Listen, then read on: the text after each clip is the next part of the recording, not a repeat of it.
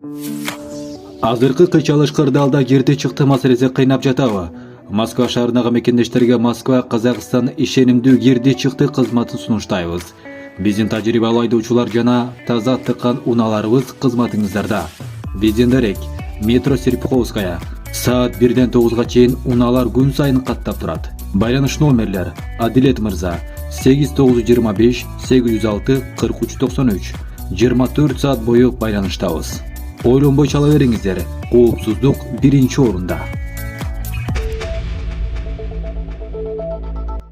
Москвада теги кыргызстандык жигитти алдап 60 миллион рубльун ордап кетишти.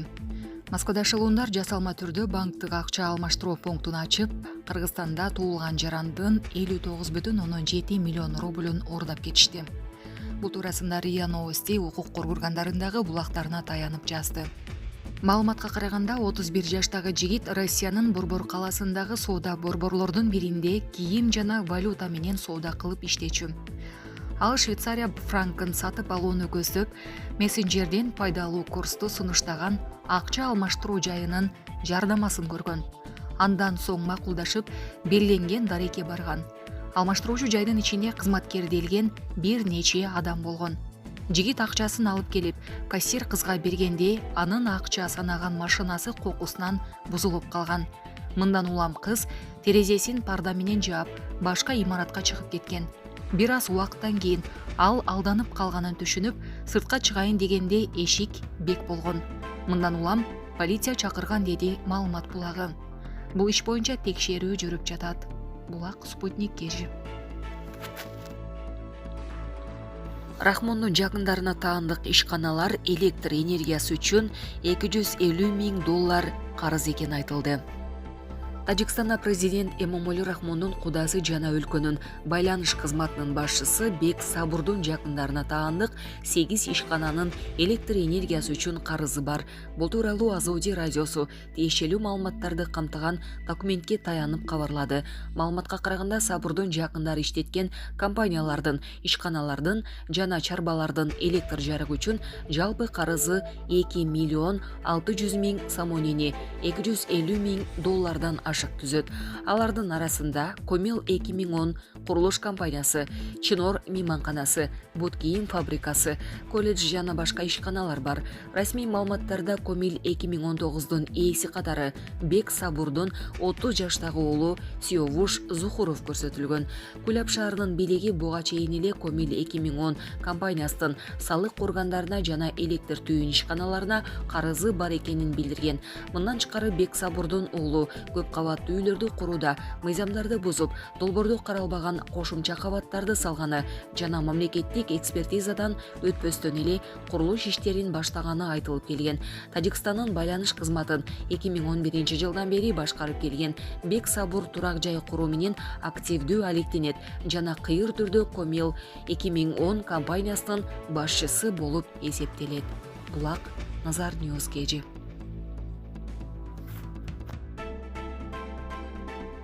Медведев Украинага өкүм чыгарды. Орусиянын коопсуздук кеңешинин төрагасынын орун басары Дмитрий Медведев Украина жок болот деп божомолдоду.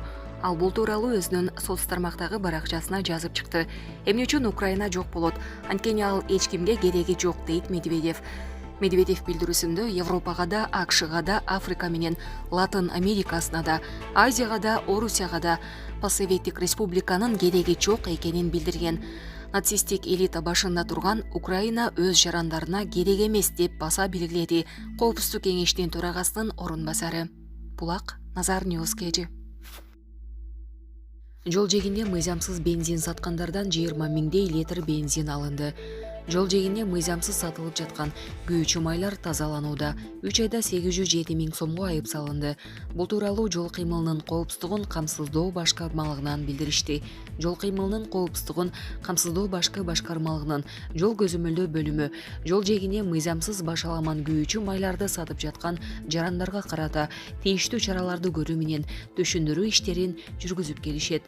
Бул күйүүчү майларды сатууда эч кандай коопсуздук эрежелери сакталбай, күйүп кетүү же жарылып кетүү коркунучу бар. Ошондуктан андай нерселердин алдын алуу максатында сатып жаткан жарандарга түшүндүрүп, мыйзам бузгандарга карата ар бирине 3000 сомдон айып салууда. Жыл башынан тартып жол кыймылынын коопсуздугун камсыздоо башкы башкармалыгы тарабынан өлкө аймагында мыйзамсыз күйүүчү май саткан 269 факт аныкталып, жалпы 807 000 сом айып салынган. Ошондой эле 19435 литр мыйзамсыз күйүүчү майлар мамлекеттин карамагына алынган. Калктын коопсуздугун камсыздоо максатында мындан ары да бул багытта иш дагы күчөйт. Булак Супер KG. Анкара түндүк агымдагы жардыруу көз карандысыз иликтениши керектигин айтты.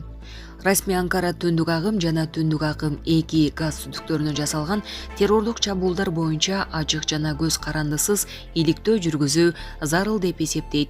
Бул тууралуу Туркиянын тышкы иштер министри Мевлют Чавушоглу билдиргенин Prime агенттиги жазды.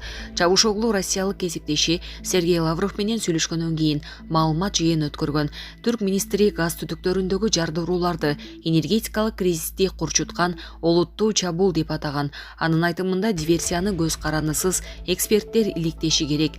Былтыркы жылдын сентябрында Россиялык газды Европага экспорттогон түндүк агым жана түндүк агым 2 түтүктөрүндө ири жарылуу болгон. Германия, Дания жана Швеция бул атайлап жасалган диверсия болгондугун четке каккан эмес. Владимир Путин муну теракт деп атаган.